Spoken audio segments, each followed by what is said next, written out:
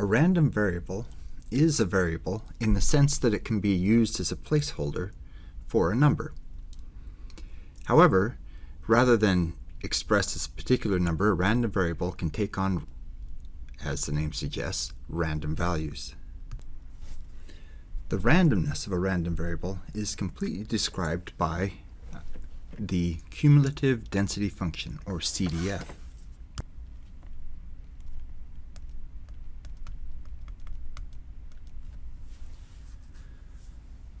So let's take a look at this. The CDF defines a probability that a random variable will take on certain values. And it's used in this way. So for example, we could have the px. This would be our CDF. Oh, and while we're at it, just to save time later, random variable will abbreviate as RV, sometimes with periods in there and sometimes not. So the CDF will be equal to the probability that x is less than or equal to u. So a few things here. One, random variables are often written in capital letters or bold.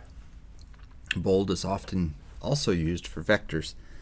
It's a little hard when doing handwritten notes to be consistent there, so sometimes you may have to get it from context. But this would be the random variable. This is the CDF, and this is the probability. Okay, so you may notice right away that we have capital P's used for two things, and that can be confusing. When we're talking about a CDF, it's going to have the subscript of the random variable with which it's associated.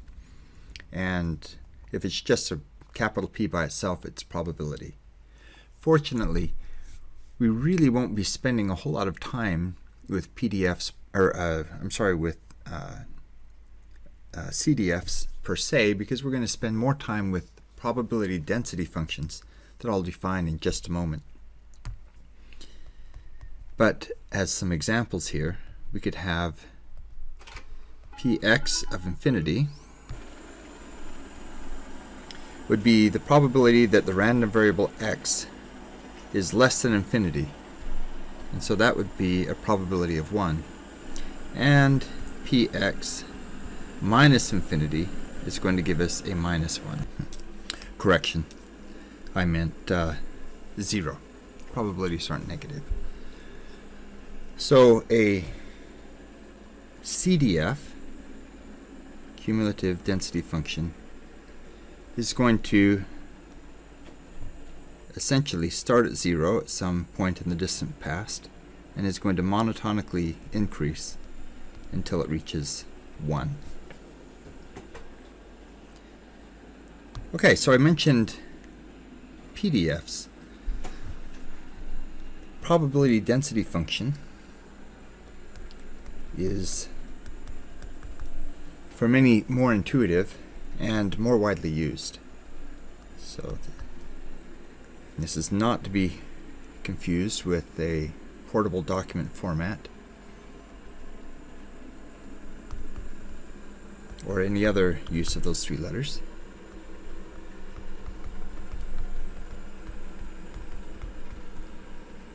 And it's defined as the derivative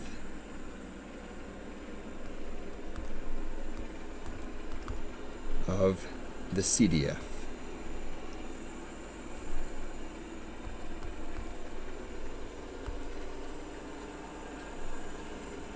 And likewise,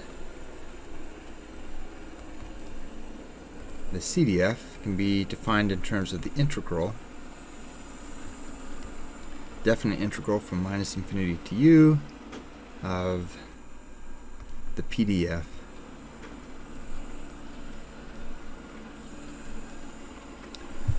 like so. So the reason people like PDFs more than the CDF is because it tells you approximately where you're going to likely see values. You can get that, of course, from the CDF. But, for example, with a Gaussian distribution, something you've probably seen before,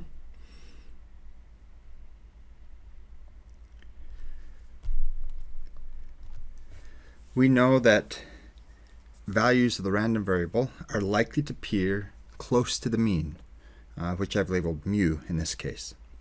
And as we move further from the mean, we're less likely to see values, the random variable take on values that are far from the mean.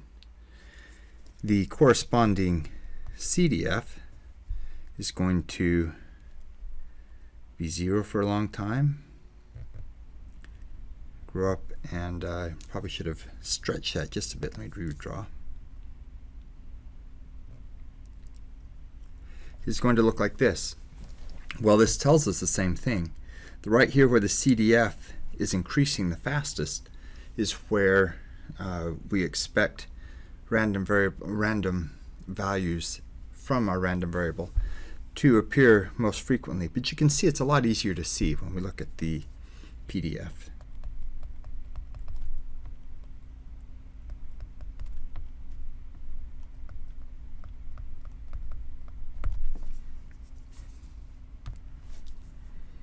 So random variables are just a way of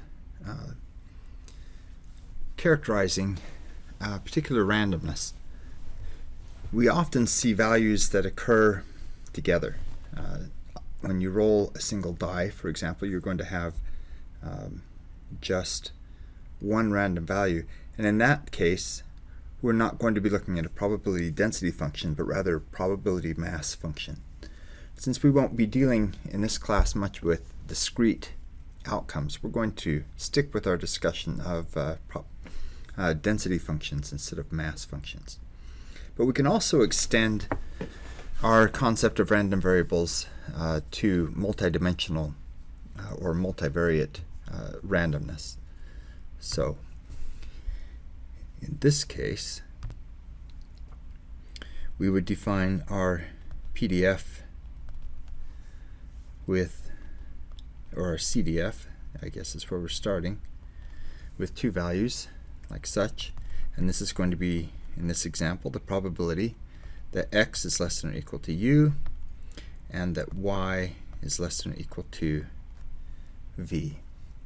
And accordingly, we'll also have our PDF. So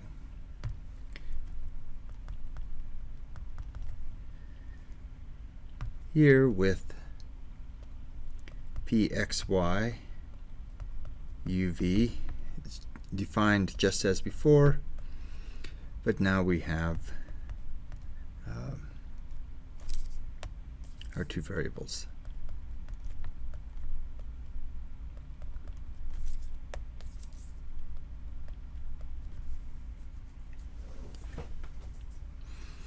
But once we start talking about multiple random variables, or equivalently vector random variables,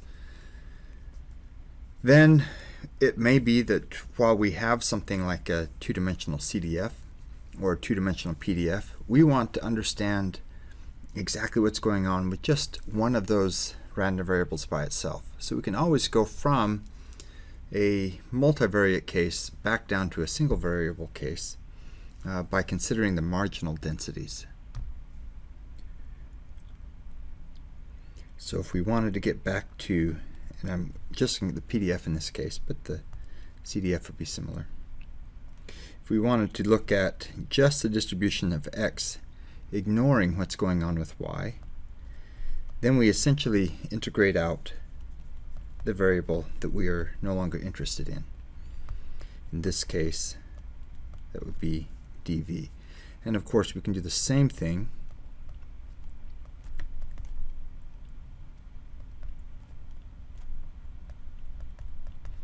to get to the PDF for y by integrating out the x dimension. So what's going on when we're doing this? Essentially, we have x and y that show up as the the densities show up as functions of each other. So it could be, for example, that depending on the value of y,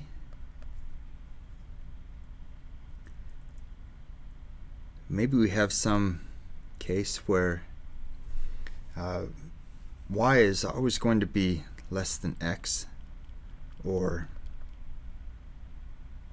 x is always going to be, y is always going to be greater than x, or correspondingly, x will always be less than y. In that case, our two-dimensional PDF may look like that. So exactly, these are obviously related to each other because one of them directly imposes a constraint on the other one. So in this particular case, x is always less than the value of y. And perhaps it's uniform within that area. But if we were to look at just the PDF, the marginal distribution of x,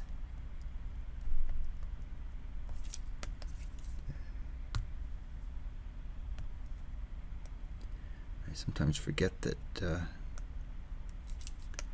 we have these nice functions, and maybe this is why they don't always work right. Yeah, that's not working for me.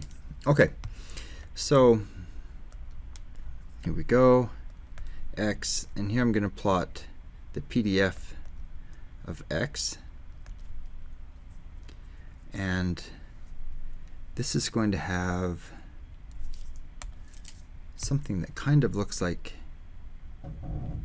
this. In other words, we're really likely to have something that's a small number and very unlikely to have something that's a large number, because these values correspond to integrals in these directions. And so I'll put the corresponding directions right there. As we integrate through that PDF, we're going to get a larger value or a smaller value in those two areas. Okay. Well, now that we have this concept of multidimensional or multiple random variables, then the next question is, how do we quantify how these two things are related? Well, they could be related in practically an infinite number of ways. Well, truly in an infinite number of ways. But the one that we really care about is if they're independent. We'll actually look at some other cases in a minute, but this comes down to be the most important one. So two variables are independent if there's if and only if their joint probability density functions factor.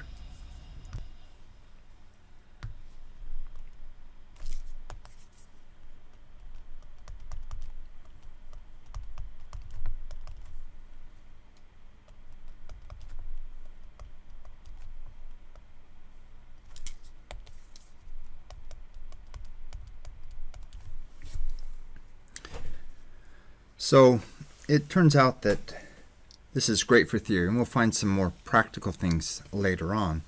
The main problem is that we often, for something that we really care about, do not know the PDF, but it will still provide the theoretical framework through which we can understand what we have going on here. So independence implies, or happens if we can factor the PDF. So what's the intuition here? The intuition for independence is that if we have samples or the output of one random variable, the value of a random variable, that tells us nothing about the value of the other random variable if they're dependent or independent.